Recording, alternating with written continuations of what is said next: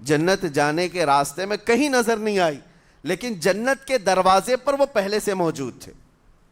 چلے تھے نہیں چلے تھے کسی نے دیکھا ہی نہیں.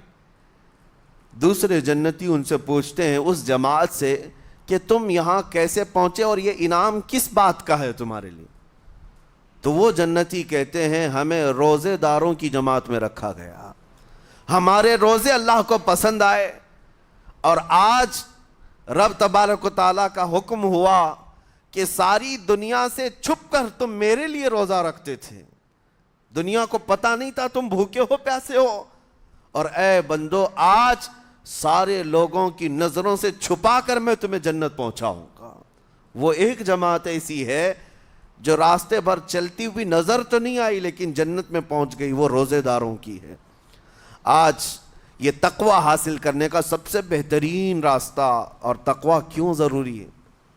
اب آپ کے روزے سے کچھ حاصل ہوا نہیں ہوا آپ کو دیکھنا بھی ہے، یہ نہیں کہ کیلنڈر کی طرح گنتے جاؤ، 1 ہو گیا، 2 ہو گئے، 3 ہو گئے، ہوتے جائیں گے. یہ دن تو چلتے رہتے ہیں، گنتے گنتے 20 بھی ہو جائیں گے، 25 بھی ہو جائیں گے، 30 بھی ہو جائیں گے. روزے گننے کا حکم نہیں، اپنے آپ کو سرچ کرو پھر تھوڑی سی ورزش کرنے کے بعد بندہ ویٹ تول کر کے دیکھتا ہے کم ہوا گھٹا ہے کہ بڑا، ہر دن دیکھتا رہتا ہے. ہاں، ورزش کرنے کے بعد پھر ناپ کر کے دیکھتا ہے میرے جسم کا وزن کتنا گھٹا کتنا بڑا. ویٹ گین کرنے والے ویٹ لاس کرنے والے دونوں بھی برابر چیک کرتے رہتے ہیں. روزہ رکھنے کے بعد تمہیں خود کو بھی چیک کرنا چاہیے کہ میرے اندر اب تبدیلی آئی یا نہیں آئی. ایک روزہ رکھا اور پھر رات کو تراویح میں کھڑا ہوا، میرے اندر بدلاؤ کتنا ہے؟ کیا اب اللہ کی آیات قرآن کی سنتا ہوں میرے آنکھوں سے آنسو آ جاتے ہیں؟ اگر آ گئے ہیں تو اس کا مطلب ہے کہ دل نرم ہو گیا، اس روزے نے اثر دکھانا شروع کیا، اور پھر ویسے کا ویسا ہے، تو اس کا مطلب ہے کہ آپ کے روزے سے آپ کو تقوی نہیں مل رہا ہے، آپ کو تقوی نہیں مل رہا. خوف خدا جب آتا ہے تو انسان کا دل موم ہو جاتا، نرم ہو جاتا ہے، اور اللہ کے عذابات سے، جہنم کے خوف سے، قبر کی سختیوں سے وہ رو پڑتا ہے، اس کی آنکھیں بہنے لگ جاتی ہیں. اور جب دل سخت ہوتا ہے پتھر کی طرح تو اسے نہ اللہ کی آیتیں رلاتی ہیں نہ آخرت کا تصور اسے ہلاتا ہے. اسی لیے قیامت کے دن کے بارے میں آپ کو بتاؤں، نبی پاک صلی اللہ تعالیٰ علیہ وسلم کی امت کی طرف جہنم کی آگ شعلے لپکاتے ہوئے بڑھتی آ رہی ہوگی بہت تیزی سے. قریب ہے کہ وہ جہنم کی آگ سب کو اپنے لپیٹ میں لے لیں. وہاں کھڑے ہوئے بہت سارے لوگ اپنے اپنے اعمال کا صدقہ پیش کرنے لگے. حاجی اپنے حج پیش کر رہے ہیں، نمازی اپنے نماز، روزے دار اپنے روزے. کہ اے جہنم ہماری یہ نیکیوں کا صدقہ رک جا. جہنم کی آگ بڑھتی چلی آئی، بڑھ رہی تھی. جبرائیل امین علیہ الصلاۃ والتسلیم حاضر ہوتے ہیں بارگاہ مصطفیٰ صلی اللہ علیہ وسلم میں. ایک پانی کا پیالہ انہوں نے پیش کیا اور کہا یا رسول اللہ صلی اللہ علیہ وسلم یہ پانی آپ اس آگ پر چھڑک دیں.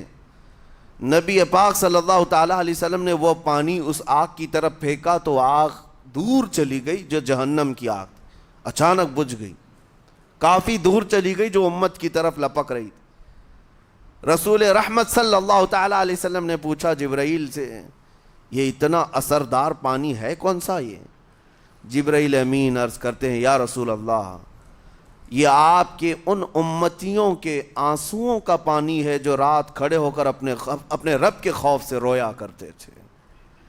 وہ اللہ کے خوف سے تھر تھراتے تھے، ڈر کر کے ان کے آنکھوں سے جو آنسو آتے. جبرائیل امین کہتے ہیں میں نے وہ آنسو جمع کر رکھے تھے اور وہ آج میں نے آپ کے سامنے پیش کیا. ایک آنسو کا قطرہ جہنم کی آگ بجھانے کے لیے کافی ہے. موتی سمجھ کے شان کریمی نے چن لیے قطرے جو گرے تھے عرق انفعال کے. عزیزان گرام وقار، یہی وہ تقوی ہے، یہی وہ خوف خدا ہے جس کے متعلق اللہ قرآن میں فرماتا ہے لعلکم تتقون، تاکہ تمہیں تقوی مل جائے. اسی لیے روزے رکھے گئے ہیں، روزے فرض کیے گئے ہیں تمہارا دل اگر سخت کا سخت ہی رہ گیا تو روزے اثر نہیں کر رہے ہیں، روزے اثر نہیں کر رہے۔ اور ظاہر سی بات ہے کاموں میں برکت نیت سے ہوتی ہے، کسی بھی عمل میں برکت اچھی نیت سے ہوتی ہے۔ اگر کوئی روزہ اس لیے رکھ رہا ہے، جیسے بہت سارے فائدے گنائے جاتے ہیں نا، روزہ رکھنے سے کینسر نہیں ہوتا، روزہ رکھنے سے جسم کے فاسد مادے ختم ہو جاتے ہیں، نکل جاتے ہیں، ڈاکٹرز بھی مشورہ دیتے ہیں مہینے میں ایک مرتبہ، ہفتے میں ایک مرتبہ باڈی کو فری چھوڑنا چاہیے۔ تو یہ تو جسمانی فائدے تو رکھے گئے ہیں، لیکن اگر تم روزہ اس نیت سے رکھ رہے ہو کہ میری باڈی صحیح ہوتی رہے، تو گویا کہ تم تو اپنی دنیاوی غرض سے روزہ رکھ رہے تھے۔ یہ فائدے تو ملنا ہی ملنا ہے، یہ فائدے یوں بھی ملیں گے اللہ تعالیٰ کی طرف سے آپ کو، لیکن نیت وہ نہیں۔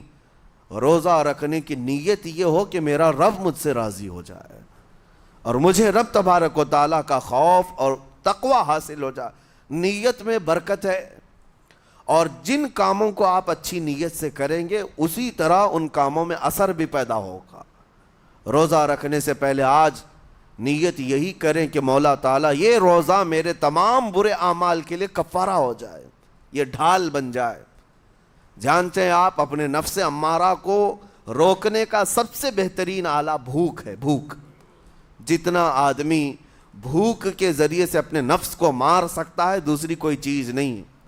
آپ دیکھیں اس رمضان المبارک میں بہت ساری حلال چیزیں آپ کو حرام کر دی گئی ہیں، یعنی سحری سے لے کر افطاری تک۔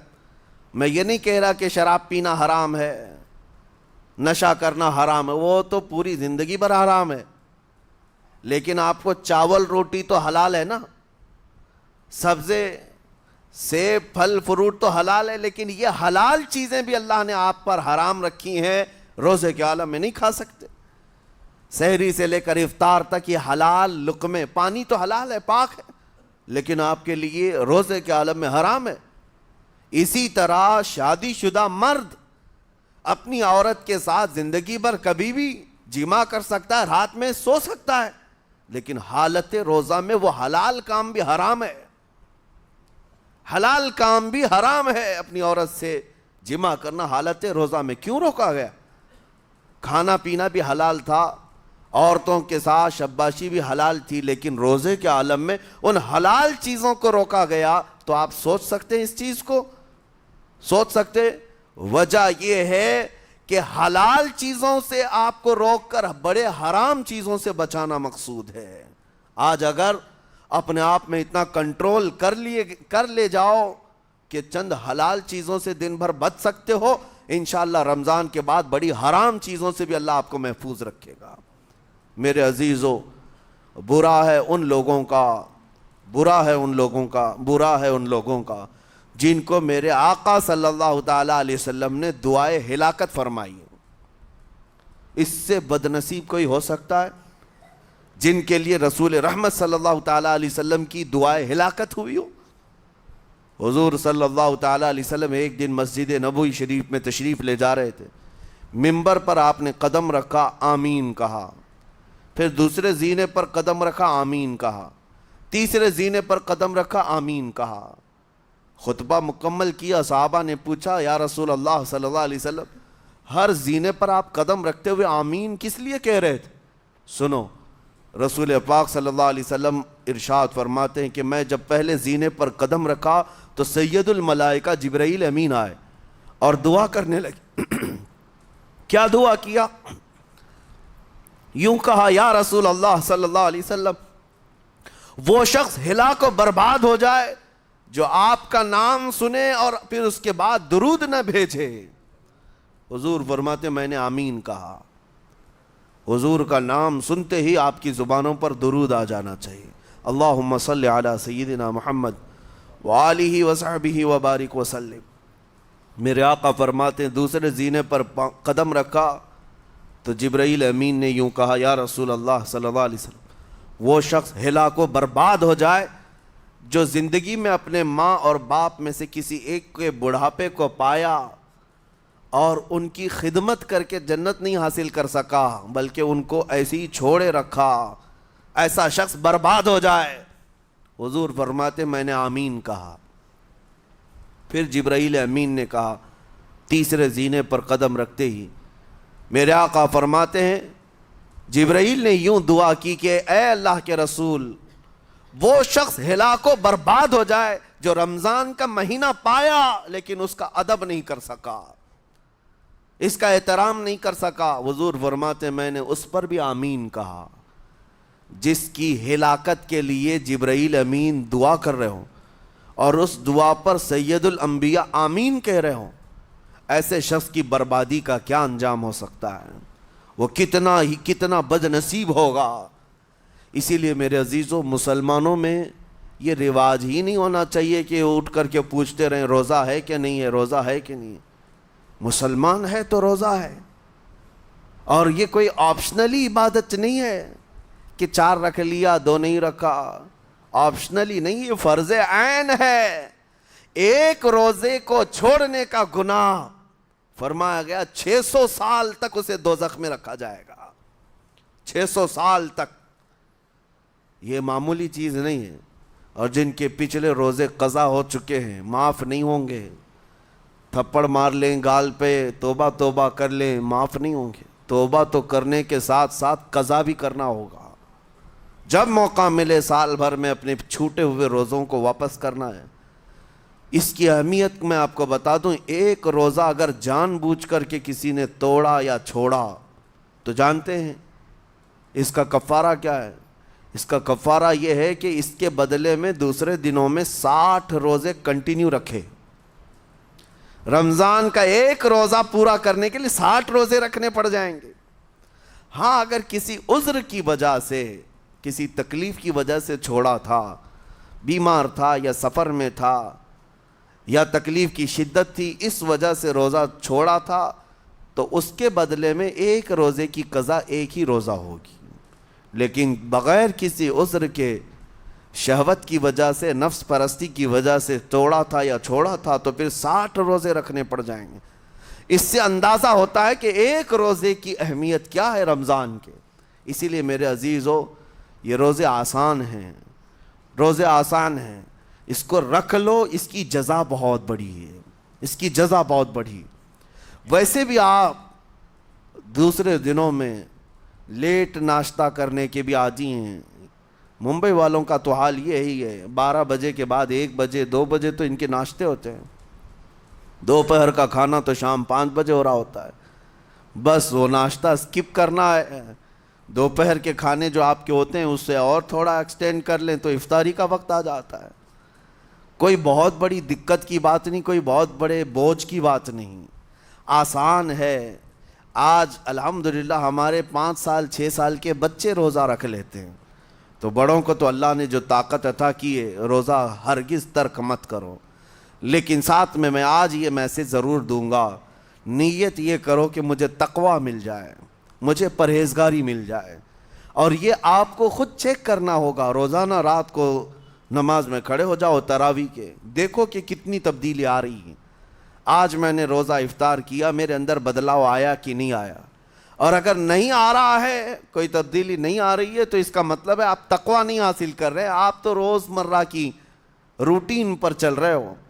روٹین پر چلنے کا مطلب یہ روزہ نہیں ہے۔ روزہ تقویٰ دے کر جاتا ہے بندے کو، روزہ خوف خدا دے کر جاتا ہے بندے کو۔ اسی لیے میرے عزیزو، آج دیکھیں آپ بہت ساری برائیوں سے رمضان میں بچ جاتے ہیں، تھوڑی اور محنت کی ضرورت ہے۔